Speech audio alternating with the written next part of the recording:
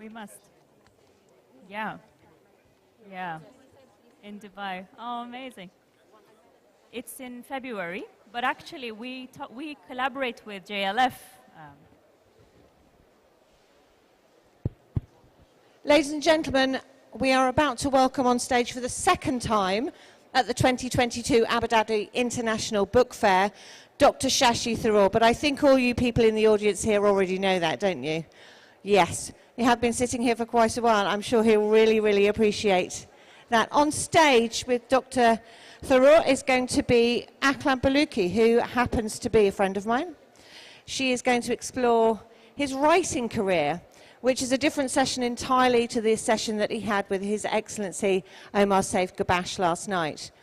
On sale on to the right of the stage to you, to the left of the stage to me, will be Dr. Shashi's latest book. And I would encourage you to go and buy that and delve into it, because boy, what a read is that. We are going to be on stage in around about 2 minutes, so if you want to get yourself comfortable, and for the rest of the auditorium who can hear me but not see me, Dr. Shashi Tharoor will be on stage in round about 2 minutes' time.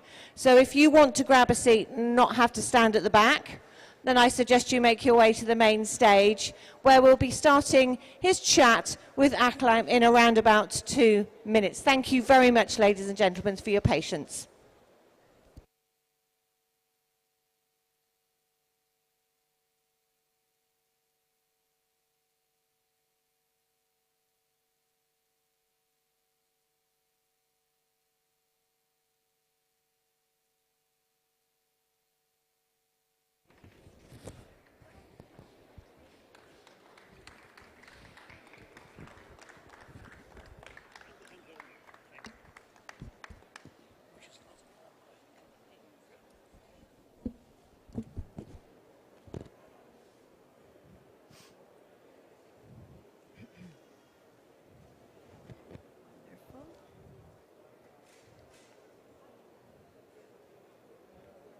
Testing the mic.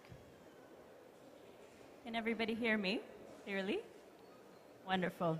Good afternoon, everybody. Thank you for all being here at the Abu Dhabi International Book Fair. My name is Aklam Baluki. I'm the director of the Emirates Airline Festival of Literature, and it gives me great pleasure to moderate this talk today with one of the greatest living writers out of India at the moment, and in need of no introduction, but allow me to say just a few words.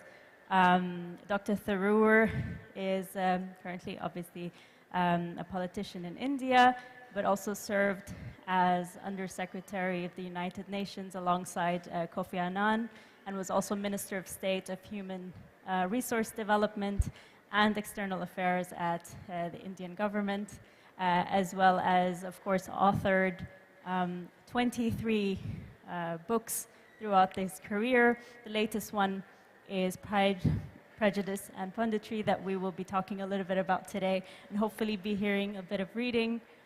He has received many literary awards and Lifetime Achievement Awards, so please join me in welcoming Dr. Shashi Tharoor. Thank you all. Thank you. Thank you, Allah. Thank you for being here with us. So, Dr. Tharoor, how are you feeling about being back out in the world after the difficult years that we've just been through? I'm beginning to miss the pandemic a bit, I must admit. It's become rather hectic. And in India in particular, I mean, frankly, we wouldn't even see as many masks as people are wearing here. Right. People have just been so anxious to put this period behind us, right, that everyone's behaving as if there's no pandemic, or that it's only a distant memory. You'll go to a crowded market and there'll be no one wearing a mask. It's quite astonishing. Right. Things have changed. But now the thing is, as a result, that all the activities, including those that were sort of pent up and pending for a long time because of the pandemics and lockdowns and so on, they've all come back on stream. So my life has become suddenly extremely hectic, and I'm not quite sure if that's entirely to the good.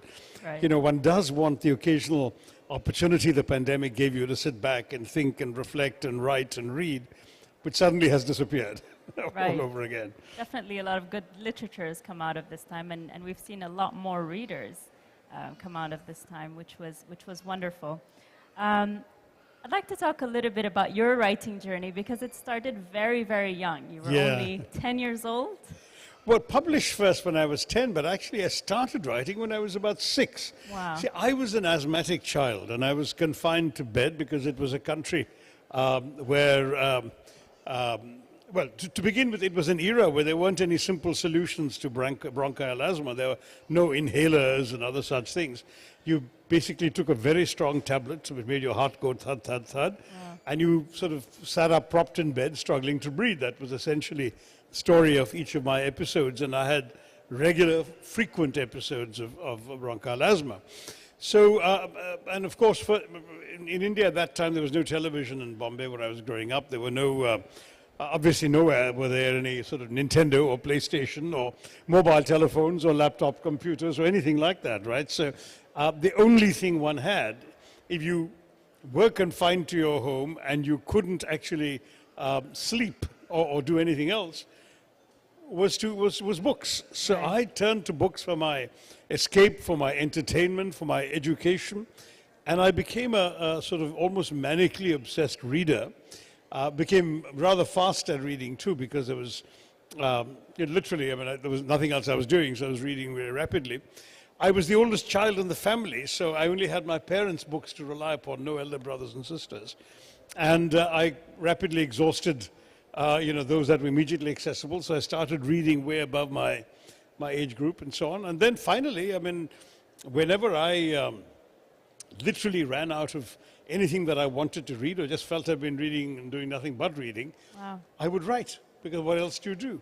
And I would write very derivatively.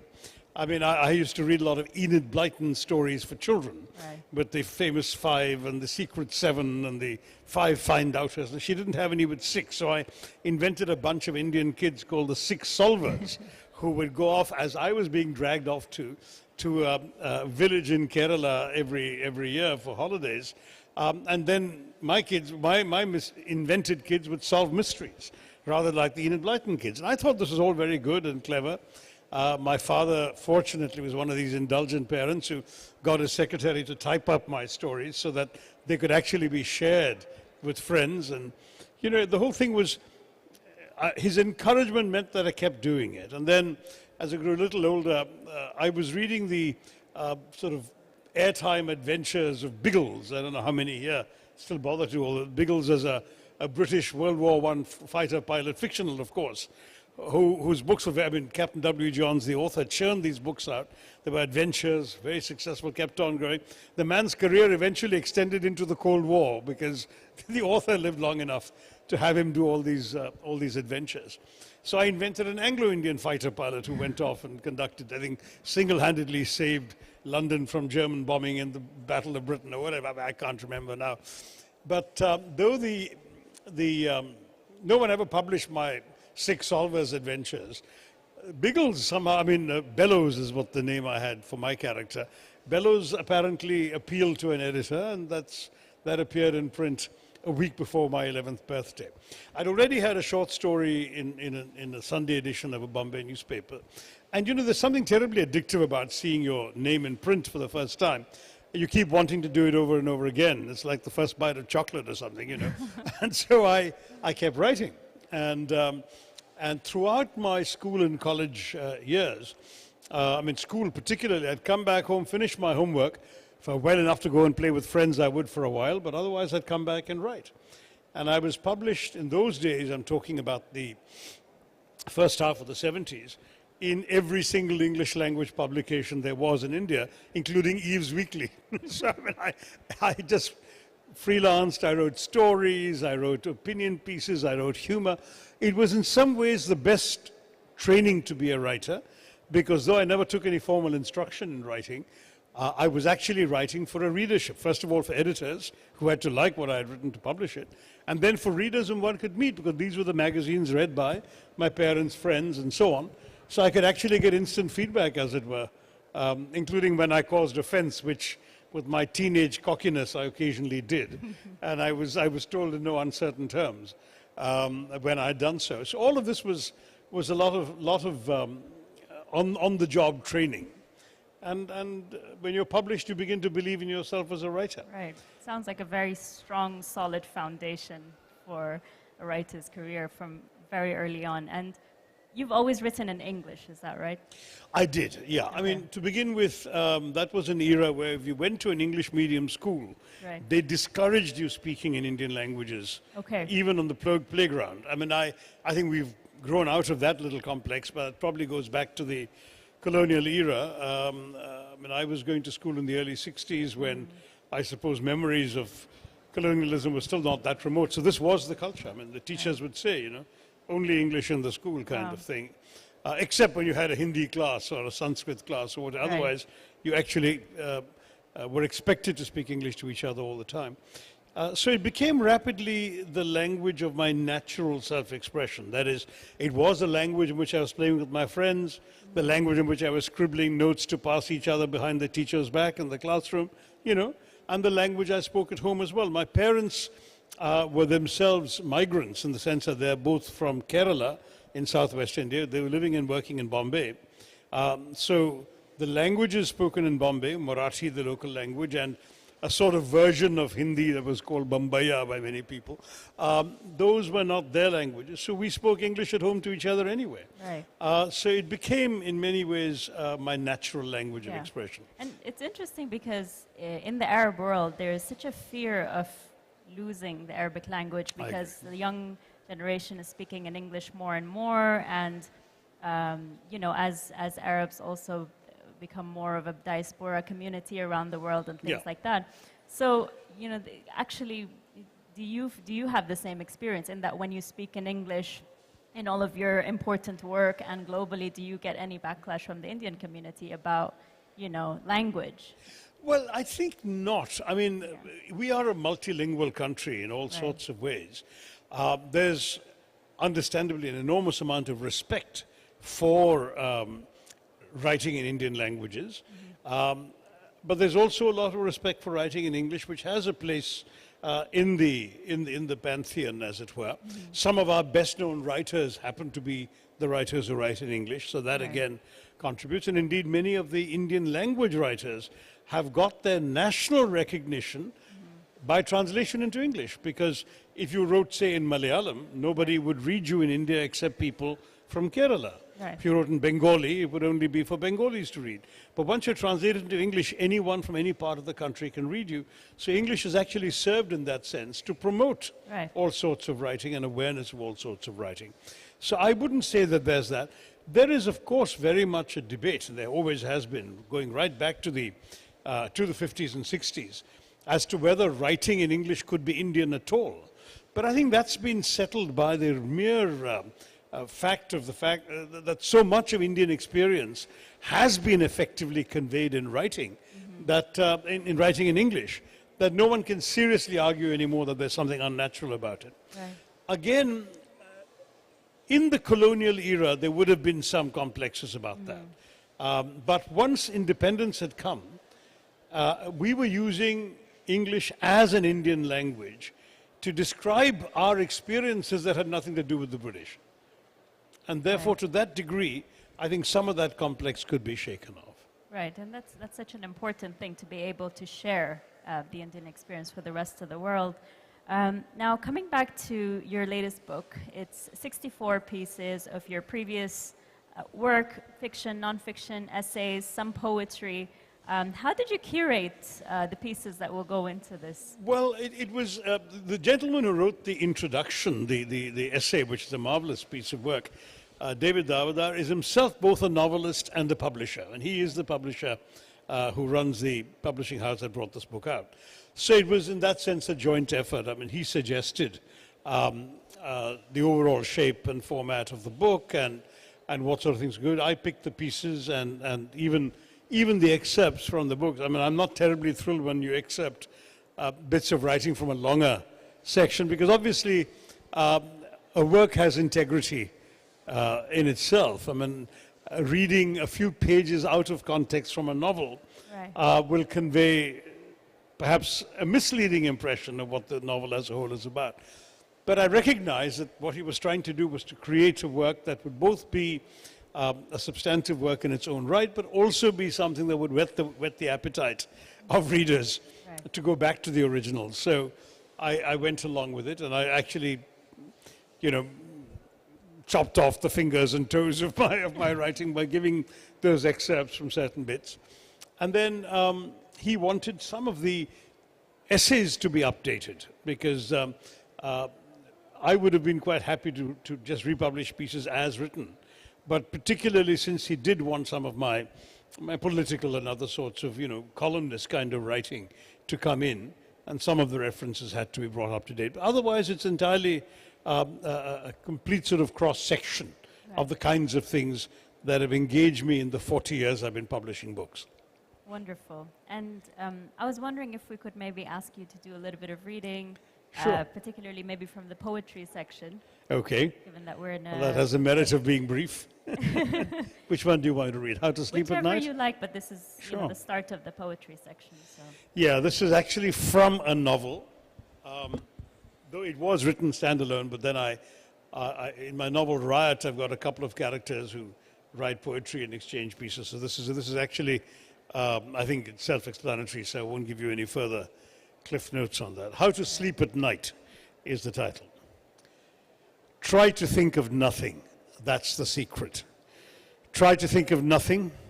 Do not think of work not done, of promises unkept, calls to return, or agendas you failed to prepare for meetings yet unheld. Think of nothing. Do not think of words said and unsaid, of minor scandals and major investigations, of humiliations endured, insults suffered, or retorts that did not spring to mind in time. Think of nothing. Do not think of your forgotten wife, of lonely children and their reproachful demands, or the smile of the pretty woman whose handshake lingered just a shade too long in your palm. Think of nothing. Do not think of newspaper headlines, of the insistent transience of the shortwave radio, that's dated, or the seductive stridency of the TV microphones thrust so thrillingly into your face. Think of nothing. Do not think of the waif on the foreign sidewalk, her large eyes open in supplication, her ragged shift stained by dirt and dust, stretching her despairing hand towards you in hope. No, do not think of the woman of the building site, wobbling pan of stones on her head, walking numb for the 1000th time from pile to site and site to pile, as her neglected baby scrabbles in the dust, eats sand and wails unheard. Think of nothing. Do not think of the starving infant, parched lips mute in hunger, sitting slumped in the mud, his eyes fading before his heart. Do not think of the stark ribs of skeletal cattle, unable to provide milk or hope in drought-dried lands of which you know nothing. Think of nothing. Do not think of the dead-eyed refugee, dispossessed of everything he once called home.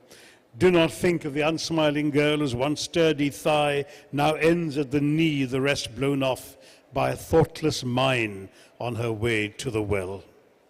No, do not think of the solitary tear, the broken limb, the rubble-strewn home, the choking scream. Never think of piled-up bodies, blazing flames, shattered lives, or sundered souls. Do not think of the triumph of the torturer, the wails of the hungry, the screams of the mutilated, or the indifferent smirk of the sleek. Think of nothing. Then you will be able to sleep. beautiful. I actually wrote that in my UN days. It was very much about, in many ways, a lot of what I was going through, the kinds of issues I was dealing with, working for refugees, working with some pretty difficult situations over the years, and seeing a lot of war and conflict firsthand. I was the person dealing with the civil war in the former Yugoslavia and the UN peacekeeping outfit at that time.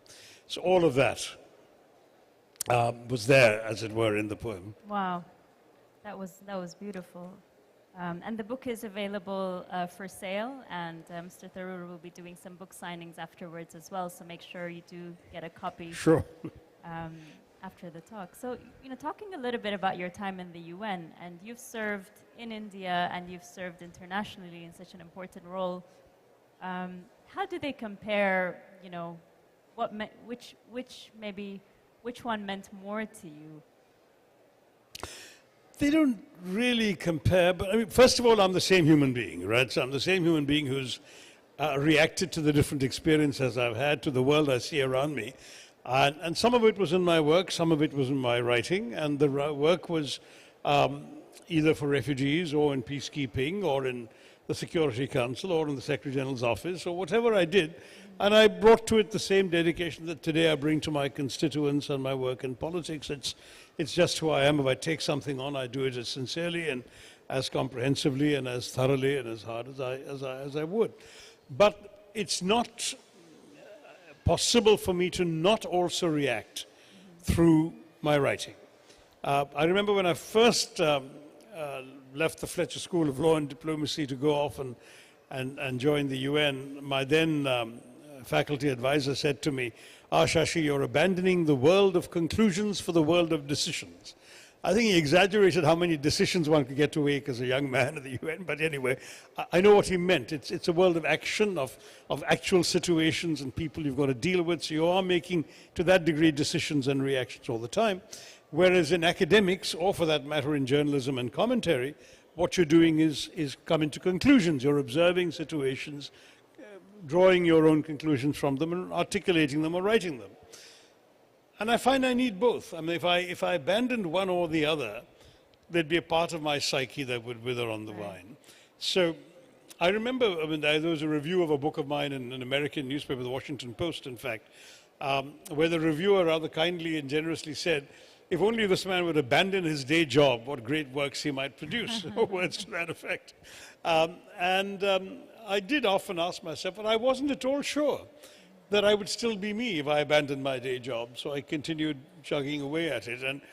And similarly, when I gave up the UN, I actually had about a year and a half of not being frantically busy. I was doing some consultancy work and traveling here and there and so on, and particularly looking at India, but I wasn't anything remotely as busy as I had been at the UN. And I must say I missed it. I mean, I could have sat down and churned out masterpiece after masterpiece, but somehow I needed the pressure, as it were, of work and the real world. So when I was invited to come into politics, I embraced it. I never thought, my gosh, my literary career is just going to take a toss. It did actually take a bit of a toss because I couldn't find time for fiction again. Fiction is something that requires not just time, which is, of course, impossible in the kind of professions I've chosen, but also it needs a space inside your head to create an alternative universe and to populate it with characters and people and images and stories and anecdotes that are as real to you as what you're encountering in your daily life. And therefore you've got to create this illusory sort of world, a glass palace of illusion, and be able to inhabit it. But if the real world keeps interrupting you all the time, then that glass palace starts developing cracks and sometimes it gets shattered altogether. And that ultimately was why I decided after many, many unsuccessful starts that I would put fiction aside for the duration of my sort of public life and allow myself to write interruptible things, namely non-fiction. Because you can write something and then as you find yourself interrupted, sometimes go on campaign for several weeks in election or whatever, and then you come back and reread what you read, you can, by and large, you can pick up the thread of what you were trying to say and continue the narrative. And so non-fiction was doable. And now, as a result, I think of my first 5 books, 4 were fiction. And of my next 18, they're all non-fiction. So that's what's happening. And I hope you do go back to writing fiction again. I'd like to as well, yeah, one day. The voters will return me to the world of literature. Right. Offers such a safe space, especially when the literal world is so chaotic. And as a writer, you have been invited to so many literary festivals and book forums like this one. What do you think is the importance of literary festivals in societies in which they exist? Well, I remember writing a column in an Indian newspaper in the early years of the century, lamenting the fact that there was no Indian literary festival at the time, none, because I had been very pleased by the experiences I'd had at the Hay Festival on Literature, the Toronto Harbourfront Festival, a number of these where I had been going since the late 80s when I published my first novel. And I really enjoyed them for 2 or 3 different reasons. First of all, there's this enormous opportunity to meet other writers, especially when it's in a place like a tiny village of Hay or even a place like Toronto, whatever, where the writers are all essentially herded together in an environment where they are the main focus. Abu Dhabi is a different story, and here we're in the middle of a book fair, and there's lots of other things happening. But when you go to a literary festival per se, that's the writers are what it's all about. The second thing is that one actually got to project one's writing to a new audience. And that meant you won more readers, and if word of mouth went, then you would obviously continue expanding your readership and your reach. And the third thing is it actually is very stimulating. Some of the conversations you have, both on stage and off stage, some of the exchanges, some of the ideas you get exposed to, some of the learnings you have from other people, other writers, listening to them and so on. All of that, to my mind, was immensely rewarding. So I became a big fan of this, and then eventually, when I wrote that piece, little did I realize that India is now going to become the world capital of literary festivals, because the biggest one of them all now is the Jaipur Literary Festival in the Indian city of Jaipur, and there are multiple versions. At one point, before the pandemic kind of knocked many of them out, or took them all online, I think India had something like 22 or 23 fairly major literary festivals. Plus, Indians were organizing festivals in neighboring countries like Nepal and Bhutan and Bangladesh and so on as well. So there was an enormous proliferation. It can almost have too much of a good thing. And obviously, I didn't have the time to go to all of them, so maybe that's why I'm saying it. And it's almost becoming a very unique way to build a connection with the city. Last year, we attended the Varanasi festival. Yes, you were telling me. Tell them about Yes. it. I didn't even know about this. Yeah, so it's called the Kabira Festival, which is dedicated to the philosophy of Kabir, who's from Varanasi. And I've never been to India before, and everyone I was telling this to would say, "Are you sure you're going to Varanasi first?" And so it kind I of... had the same reaction. So it scared me. But, you know, going there through the festival, having this sunrise music, sunset music, meeting like-minded individuals, having incredible, you know, these history tours. So it was a very curated way of experiencing Varanasi, and we fell in love with the city through the festival, and that can be, you know, the impact of festivals on cities. And I wanted to just ask you a follow-up question on the importance of literary festivals. How do you feel about intellectuals who boycott literary festivals because of disagreeing with political environments in the country of which festivals are taking place? Do you think it does more good, more harm? Well, I mean, I leave every individual to make their own decisions of what's right for themselves. I probably wouldn't do that, and I'll tell you why. First of all, I think it's slightly pretentious for people to put themselves in judgment on other societies that are not their own without fully understanding it. Secondly, if at all you have an appreciation that there is a certain challenge, then you should be flattered they've still invited you, because then you can push the envelope by offering ideas that you feel would otherwise be censored. There's a lovely expression in diplomacy by the great French statesman Talleyrand, who said, "Les absents ont toujours tort." The ones who are absent are always in the wrong. And that was an argument that very often you find yourself having in international affairs. Should you attend something where your attendance might make you complicit in something you don't agree with? The truth is, in fact, that if you're not there, how does your point of view get heard? Right. If you're not there, does something that you disagree with vehemently go unchallenged? Right. If you're not there, you simply forfeit the right to participate in a conversation that might actually move the needle constructively. So my advice, if anyone asks me, this is never boycott. Go, if you disagree with something you're hearing or seeing or doing or something around you, have the courage to say it, and of course take the consequences. But by not going, what are you achieving? You have a brief moment of gratification perhaps, but that's the end of your impact. Right. By going and participating, you do a lot more. Right. And it's all about open dialogue at the end of the day. Exactly. That's the forum that these festivals offer. I won't take too much of your time. I know there will be questions from the audience. I'm just going to ask 2 quick questions. Sure. how do you feel about young people who are not really into politics or not involved at all? Do you think they're able to live a responsible day-to-day life in today's world?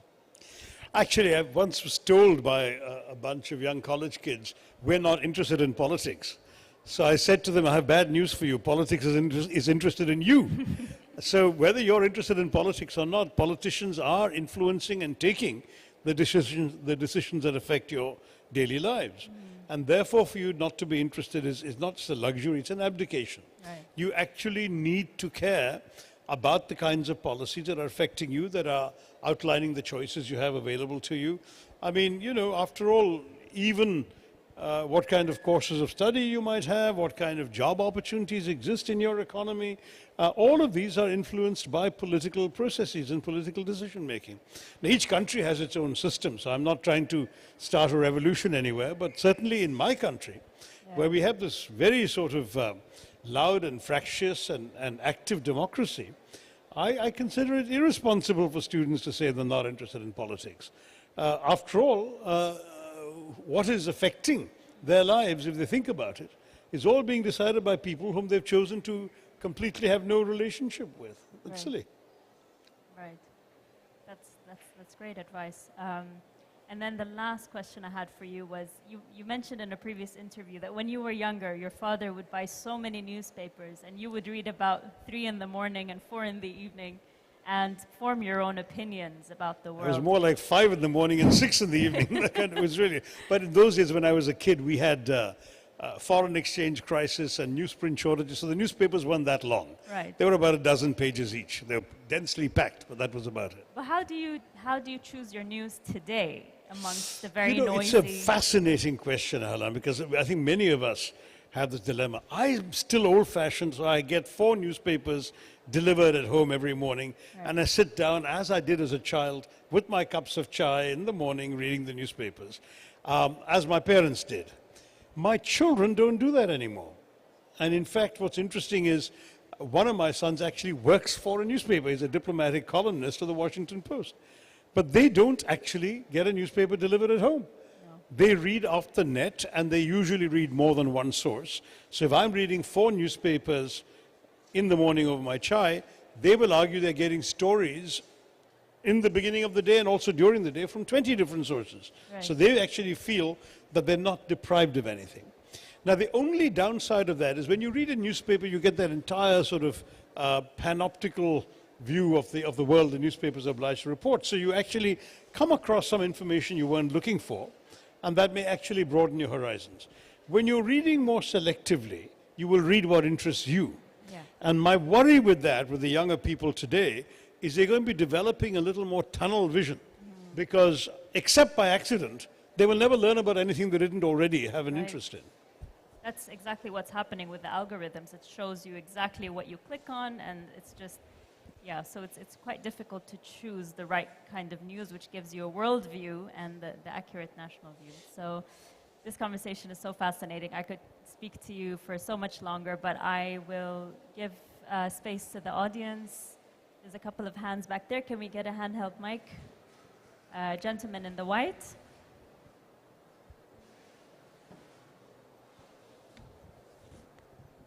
Hi, thanks for the opportunity. My name is Jinsan, and I'm from India. More specifically from your place, Kerala. Great, nice to meet you. So I had a question in mind which was related to technology and education in India, but I don't think that really suits with the topic of today's discussion. Well, I'll switch to a different question. So it's related to literature itself. You had you have a long career of writing, and as you live on the life, you will, your perspective and your views on the world will evolve. So do you feel a contradiction when you look back to your writings in your early days, and then when you see a contradiction with your current perspective, and how do you deal with that at a personal level? And also when you curate a book like this, you cannot put a piece which is exactly contradicting. I've been deplorably consistent, haven't I? I mean, really? I have a very long paper trail, so you can go back and see. I think that where there's been perhaps the one significant change, and we're now getting into the political arena, is that I was a very staunch critic of the Congress until the 1990s. But my writings explain the evolution of my thinking. I was a critic of the Congress for its statism and its, license permit quota Raj, and then for the emergency and that sort of thing, things which seem to be narrowing the democratic choices for our people. The license permit quota Raj was ended by the Congress with the liberalization. The emergency became history and the Congress became a staunch defender of civil liberties and democracy. The bigger threat to India, to me, seemed to be the rise of an intolerant and bigoted majoritarianism in the guise of Hindutva. And therefore, and I've described this in all my writings, anyone who's followed me consistently will see that it is from the same set of convictions that I have a liberal orientation, which at one point put me at odds with the Congress, but the same liberal orientation today brought me into the Congress and at odds with the BJP. So ultimately, that's the consistency that I'm proud to say I have, because when I was at university in the early 70s, pretty much everybody was a socialist except me, and that was the ruling, sort of reigning dogma of the time. Whereas I was sympathetic to a very short-lived liberal party headed by Rajaji, the Swatantra Party. And when that party died and faded, my convictions as a liberal remained what they were. But there was no party to attach them to. So I became a sort of critic of everybody pretty much, until finally the Congress party seemed to go on in the more liberal direction. I was able to attach myself to them. But I've often said that my convictions predate my entry into politics and were not tailored for a political expediency. And I have chosen, by and large, to stay consistent on pretty much every subject. Unless you are able to, off the top of your head, think of some example you had in mind when you asked me the question, I don't think there's anything in my 40 years of published books that I would need to repudiate. Fiction is fiction, so of course your characters will take license that I don't want to pretend that everything a fictional character says is necessarily my view. I'm trying to create characters and be true to them in what they say. But in all my non-fiction, I don't think that there's anything that I need to repudiate or live down or cancel or regret. If we can please keep the questions short to make the most. Sorry, my answer may have been a bit long as well. Yeah. Good afternoon, Mr. Tharoor. How are Hi, you? Sid. How are you? Good to see you, sir. And my question always remains, I always wondered, you being a politician, very active politician, you bring up a lot of issues, you speak about issues in the society, you write a lot, you engage with youth a lot, and you travel a lot. How do you manage the time? And this is what probably is interested people would like to know about. The honest truth is I don't sleep enough. And it's beginning to, I think as I get older, I'm beginning to feel the toll of it. But yeah, I do take on too much, and at some point something's got to give, and one has to do less of something or the other. I'm not sure what that's going to be, because at the moment everything I do I enjoy doing and I want to do, and I try and do it. But this question of time management, there is no easy formula. I remember Kofi Annan always saying to people, to live is to choose. And that means that every time, and how you're spending the next 10 minutes or the next half an hour is a choice. And it's de facto, therefore, at the expense of something else you could choose to do. So you might be writing instead of reading, or you may be writing instead of going to the movies, or you may be writing instead of going out for an evening with friends. I mean, there's always a choice you're making. So sometimes the choices you make are the most efficient ones that help you fulfill your objectives. And sometimes the choices you make, either because you feel obliged to do them, or because you've just made a bad choice, may undermine your larger goals in life.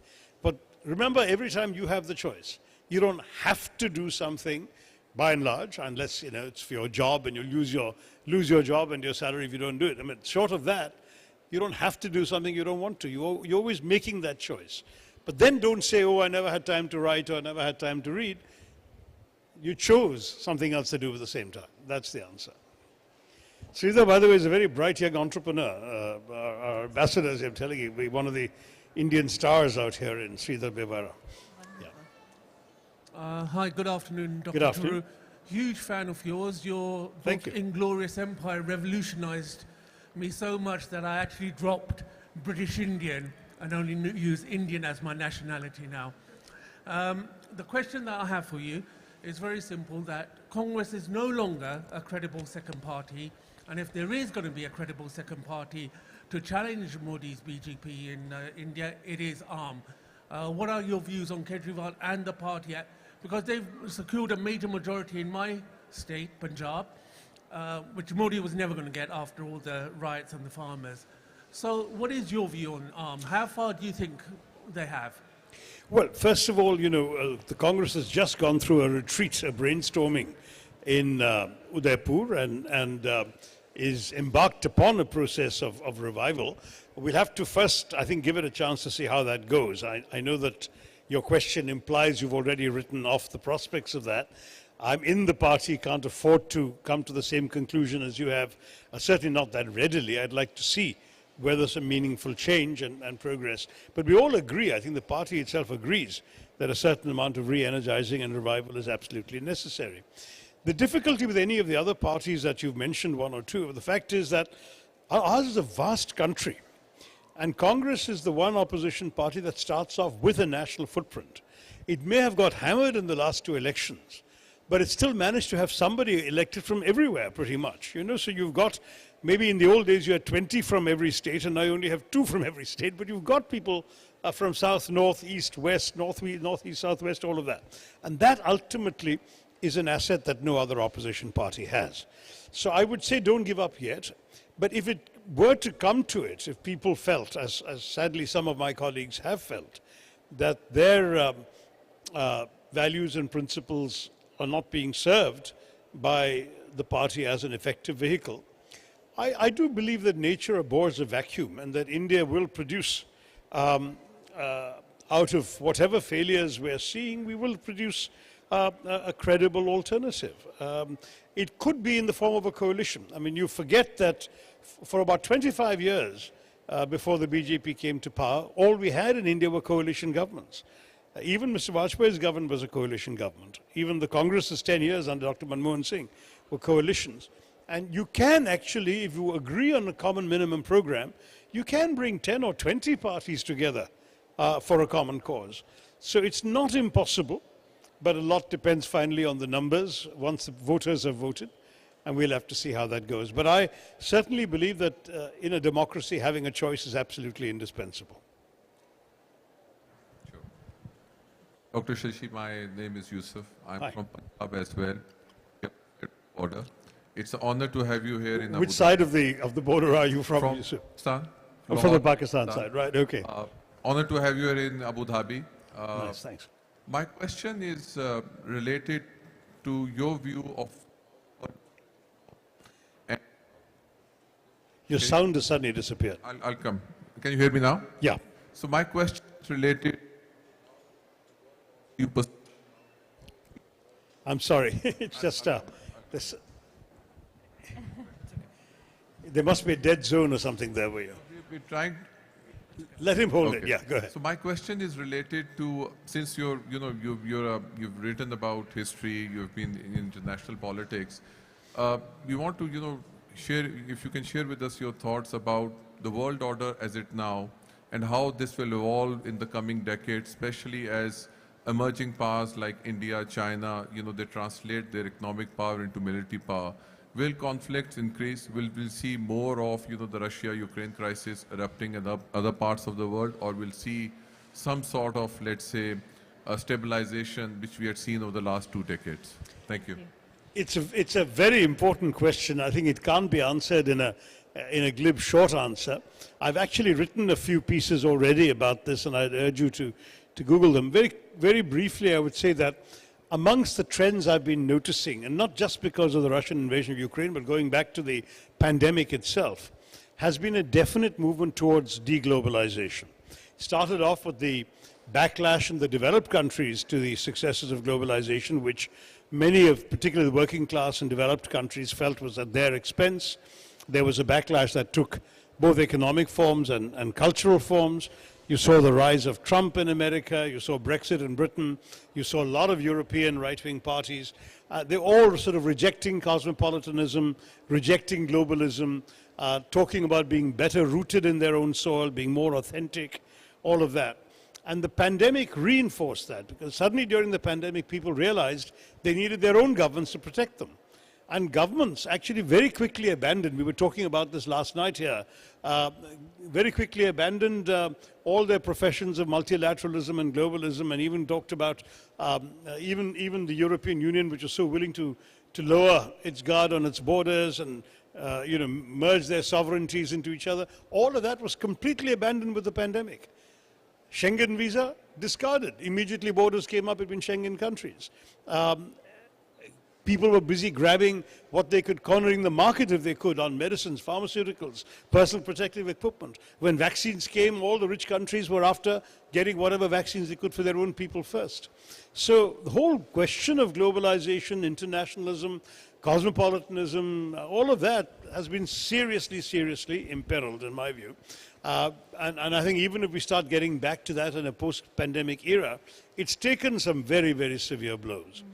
And because of this, my worry is for the international system that I served for 29 years in the UN, because it was basically a good idea, but without drastic reinvention now, it has unfortunately proved that it's no longer quite fit for purpose. Not only was it not able to effectively respond to the pandemic, it was also unable to even provide a forum to get countries together for common responses, best practices, and so on. The UN's, WHO's vaccine initiative has still not benefited every potential victim in Africa and many other parts of the world. And then when Ukraine happened, I've written a piece in the Indian media pointing out that for 7 weeks before the war, the Americans and the Brits also were going around screaming from the rooftops that a war was imminent. Where was the Secretary General? Where was the UN? Why didn't somebody take any steps to try and prevent it? Go to the Russians, find out what the minimum irreducible demands were. Go to the Ukrainians. I remember when the previous American regime was about to bomb Baghdad, Kofi Annan getting on a plane and going to Baghdad, I went with him. It really was an extraordinary intervention because he felt he had a moral as well as a sort of constitutional responsibility to work for peace. That seems to have disappeared as well. So all of these concerns, these are vast, big issues you've raised, are, to my mind, very much on top. Before the pandemic, I had just published, co-authored with another Indian, a book called The New World Disorder, which was about the various trends in global affairs that we were concerned by.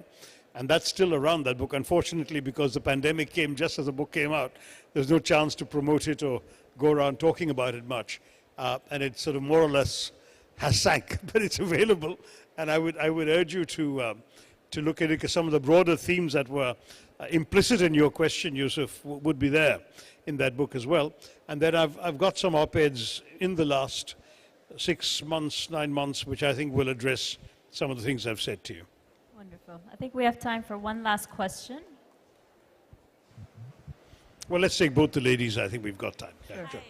Hi, good afternoon, Mr. Tharoor. My name is Ajita. Connected to his question, can we see you as our next Congress leader standing for the Prime Minister of India? You're far too kind, far too kind. I have to say that it doesn't work that way, would have to be the answer. But right now, the assumption that there is a vacancy is not fair. Sonia Gandhi is the president of the party. And our mechanisms, unlike, say, the British or American or Australian systems, don't actually provide for any immediate sort of electoral process within the party. There is supposed to be one. There was talk of it being in August, a session of the All India Congress Committee. That has not been confirmed or announced. We'll have to wait and see whether there will be any prospect of change. But I think it's by and large understood that this is a position that is not quite easy for people to... There's a whole history behind this that I think as an Indian you are familiar with. I am very much available to serve my country in whatever capacity they want me to, and it doesn't have to be anything as exalted as you kindly suggested. But I do believe that having come back to India and to Indian politics, I came with a desire to make a difference. And I'll do what it takes to, as long as I'm around in public life, to do the best I can to make a difference. Thank you.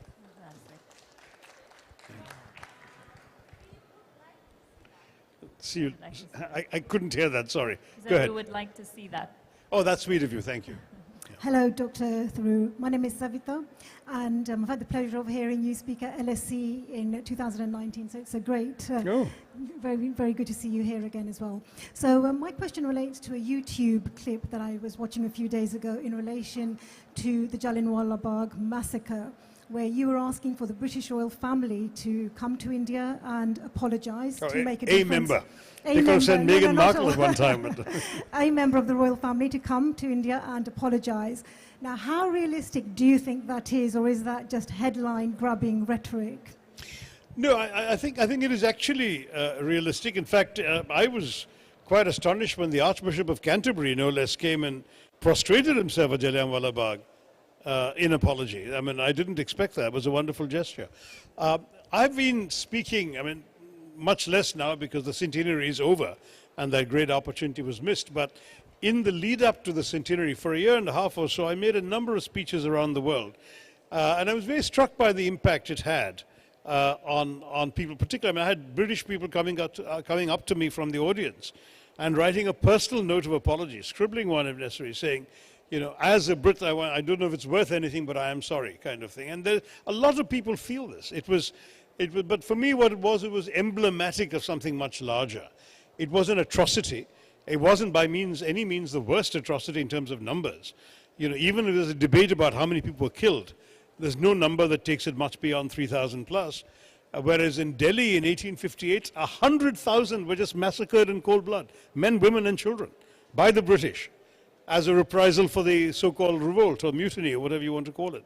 So, I mean, in terms of numbers, there are worse atrocities, but there was something particularly appalling about Jallianwala Bagh, the way it was done, the entire sort of inhumanity of that massacre. And therefore, I felt it was a symbol of something larger and would have been the right occasion. In fact, I do know, I mean, I'm being a bit indiscreet, but I do know that after I made that public call and published that book and so on, Inglorious Empire, that there was a serious discussion in the British government. I know from very highly placed sources that various notes went up and down and sideways, and the net result of it was that the Prime Minister of Britain, then Theresa May, spoke in the House of Commons on the date of the centenary, but she couldn't bring herself to say apology. She said regret, which I think for many of us was not enough. I think at some point an apology is an act of acknowledgement of wrongdoing. Regret is, you know, regret. It's not the same thing. Thank you. Thank you all. Much, Dr. Tharoor. Is there somebody else at the mic? Yeah, okay. I think we're out of time. Maybe we could take it to the book signing. Very quickly. Not really sure. So, Dr. Tharoor, pleasure to have you here. Welcome to Abu Dhabi. My question is to the historian in you. And if, you know, by luck, instead of British, the French would have colonized India, what would have it been like? And would we be here? Would English still be the universal language? Would it be a different word? Assuming that the French conquered India and the British colonized everywhere else, would we still have a common language? We'll have lots of midnight debates on television, I'm sure. That's what the French are very good at, and we are too. No, the honest truth is I'd much rather not have been colonized by anybody. And I think if it were not for the Brits having done what they did, we were probably heading towards, in my view, more like an Indian version of the Japanese shogunate. The Marathas had really pretty much swept through most of the country. They were stopped at the Third Battle of Panipat by the Afghans, but the Afghans didn't stay. They defeated the Marathas and went back home, so they could have picked up. They were stopped in Calcutta by the Maratha ditch dug by the British. But if it were not for the Maratha ditch, they would have recovered, I believe, from Panipat. They already had the Mughal emperor as pretty much a hostage. I mean, the Mughals had to do what the Marathas told them to do. So it would have evolved into a constitutional monarchy with a kind of Mughal figurehead, real power with these warriors who would have distributed themselves through the country, Peshwas. I mean, people forget that Sambhaji ran Tanjavur. I mean, that's how far they had gone south. And this is exactly what happened in Japan. The shoguns ran the place. The king was not particularly powerful, but was a symbolic head that everyone looked to.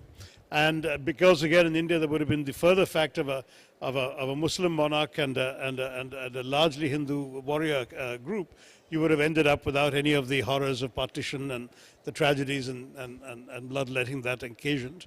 I think you would have had a much better country. And for those who say, but you wouldn't have had the railways, I'll say you don't really need to go to the trouble and expense of being colonized in order to get railways. You can buy the damn things, you know, and have them installed. So I think that's probably the way. I'm very conscious that with counterfactual history, anyone can have their own versions. But I think mine has a fairly high ring of plausibility. And I think that would have been a more likely scenario. The French were never really defeated, by the way, in India. The French had to give up their Indian colonies because they were defeated in Europe. And it was the Treaty of Aix-la-Chapelle, the British and because of victories in America, North America and in Europe, they had to, as part of the comprehensive peace between Britain and France, they had to give up their territories in India. So there is another story there.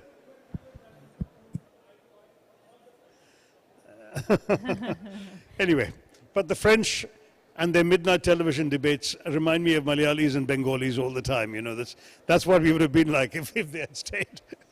And on that Thank you, note, thank you so much, Dr. Tharoor. It's been an absolute pleasure having you here with us today. Thank you all members of the audience. Thank you to Abu Dhabi International Book Fair for hosting us today. Thank you. Thank you.